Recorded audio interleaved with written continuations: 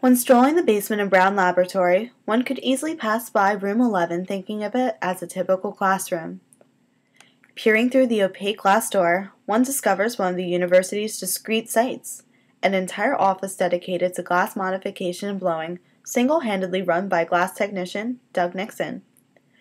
It's difficult to restrain one's eyes from wandering the intricacies of his office with equipment tucked away in every square inch. Putting on his protective glasses, Doug begins a project fixing a broken valve on a chemical draining apparatus.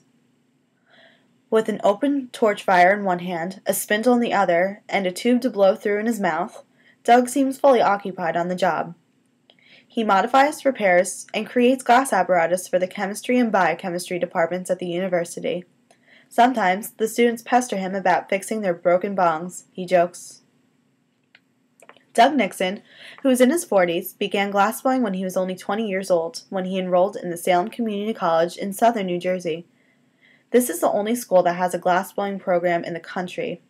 He then worked at the Westinghouse Research in Philadelphia before working for the university, where he works mostly for graduate programs.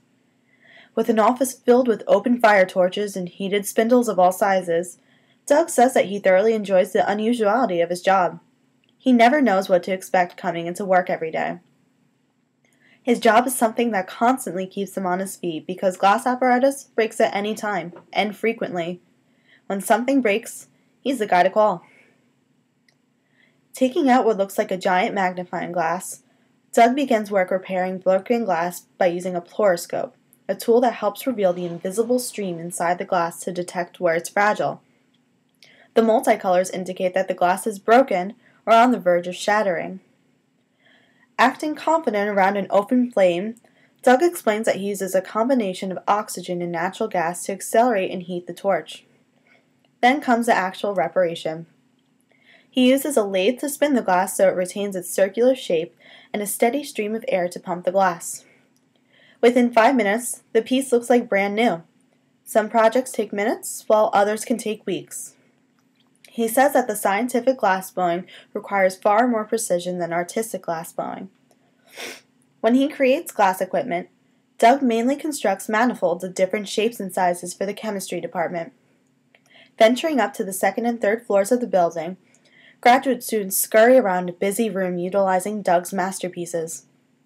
Manifolds are glass valves that are used for draining moisture out of a chemical compound, usually used for packaging and sealing samples.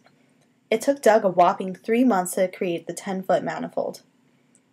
Back in his office, Doug admires the different pieces that he's created from scratch or repaired. Glass has truly become his life passion.